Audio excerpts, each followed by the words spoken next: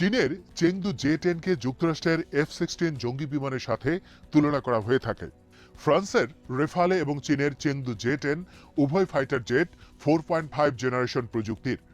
সম্প্রতি পাকিস্তানের house for strategic and international অ্যাফেয়ার্সের এক টুইট বার্তায় বলা হয়েছে, চলতি বছরের শেষের দিকে পাকিস্তান চীনের কাছ থেকে 34টি 4+ generation semi stealth Chengdu J fighter jet সংগ্রহ করতে যাচ্ছে। তবে এ অস্ত্র কেনা বিষয়ে চীন ও পাকিস্তানের প্রতিরক্ষা মন্ত্রণালয় থেকে এখন পর্যন্ত কোনো কিছু প্রকাশ করা হয়নি।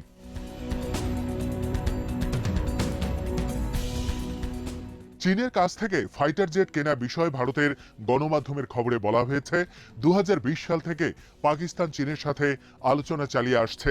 পাকিস্তানের কর্মকর্তা 2020 সালের নভেম্বরে এ লক্ষ্যে চীন সফর করেছে। 2021 সালের জানুয়ারিতে চীন পাকিস্তান যৌথভাবে পরিচালনা করে শাহিন-9 বিমান মহড়া। এ মহড়ায় অংশ নেয় চীনের জে-10 এবং জে-11 যুদ্ধ বিমান।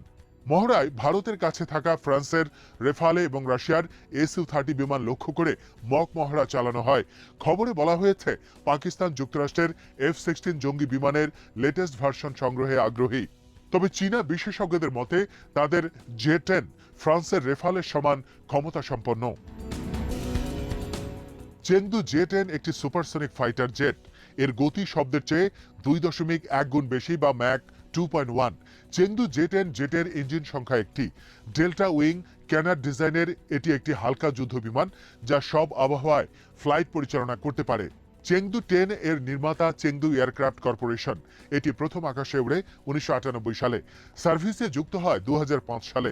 বিমানটির দৈর্ঘ্য 52 ফিট 7 ইঞ্চি, সর্বোচ্চ গতি ঘন্টায় 1432 মাইল। জে-10 যেসব এয়ার টু এয়ার মিসাইল ছুড়তে সক্ষম তার মধ্যে রয়েছে PL-8, PL-10, PL-12 এবং PL-15।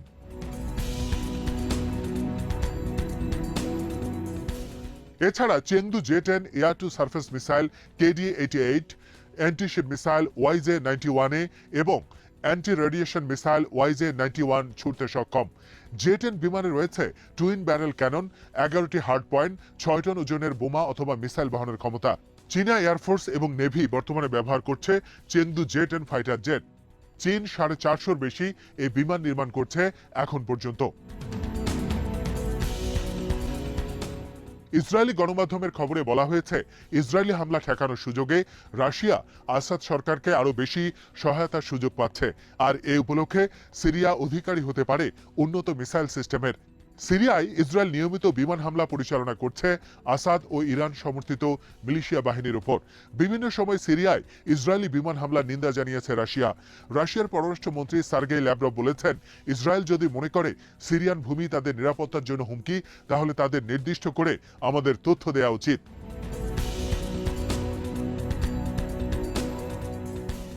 সম্প্রতি পূর্ব সিরিয়ার ইরান সমর্থিত মিলিশিয়া বাহিনীর অস্ত্রাগারে বিমান হামলা চালিয়েছে ইসরায়েল। এতে বিপুল অস্ত্র ধ্বংস এবং 57 মিলিশিয়া নিহত হয়েছে।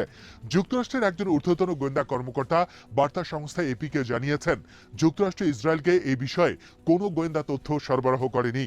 সিরিয়া যুদ্ধের সুযোগে রাশিয়া বর্তমানে সিরিয়ায় গুরুত্বপূর্ণ বিমান ঘাঁটি সহ 18টি সামরিক ঘাঁটি ও পোস্ট গড়ে তুলেছে। ভূমধ্য সাগরে গড়ে তুলেছে গুরুত্বপূর্ণ নৌঘাঁটি।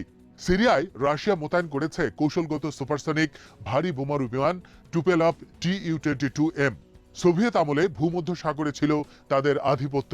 সিরিয়া যুদ্ধ ঘিরে রাশিয়া সুযোগ পেয়েছে ভূমধ্য সাগরে আবার প্রভাব বিস্তারের।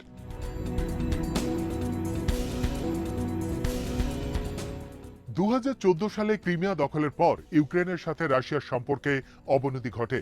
এরপর থেকে ইউক্রেনের সাথে সম্পর্ক বাড়তে থাকে তুরস্কের।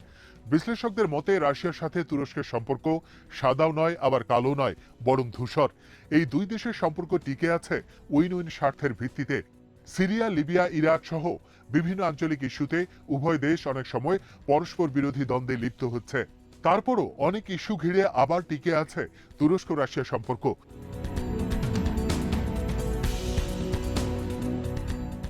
ডেইলি সাবার বিশ্লেষণে বলা হয়েছে ইউক্রেন এবং তুরস্ক উভয়ের অবস্থান কৃষ্ণ সাগরের তীরে। রাশিয়ার ক্রিমিয়া দখল এবং সেখানে তার সামরিক উপস্থিতি তুরস্ক ইউক্রেন কারোর জন্য নিরাপদ নয়।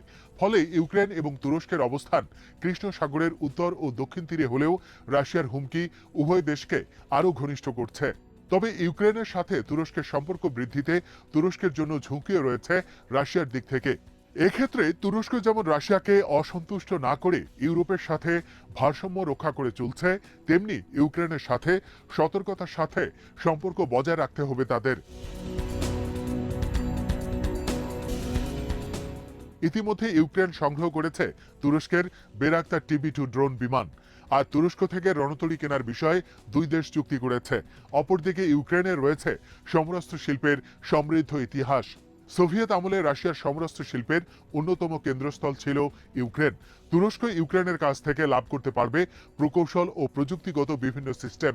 তুরস্ক তাদের নিজস্ব তৈরি অ্যাটাক হেলিকপ্টারে ব্যবহার করতে যাচ্ছে ইউক্রেনের ইঞ্জিন। এ লক্ষ্যে ইতিমধ্যে তুরস্ক ইউক্রেনের সাথে চুক্তি করেছে।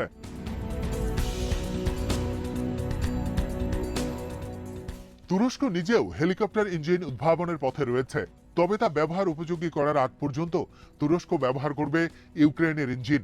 তুরস্ক তাদের আকিঞ্চি ড্রোনের ক্ষেত্রেও ব্যবহার করছে ইউক্রেনের ইঞ্জিন।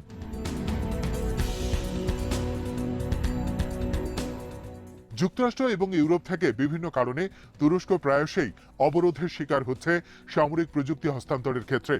যুক্তরাষ্ট্রের অবরোধের কারণে তারা পাকিস্তানের কাছে হেলিকপ্টার বিক্রি করতে পারছে না। এক্ষেত্রে তুরস্কের জন্য ভালো বিকল্প হিসেবে ভূমিকা পালন করতে পারে ইউক্রেনের সমরাস্ত্র প্রযুক্তি। একই সাথে ইউক্রেনেরও সোভিয়েত আমলের সামরিক শক্তির পর্যায়ে যেতে দরকার এয়ার সিস্টেমের জন্য আধুনিক ইলেকট্রনিক উপাদান।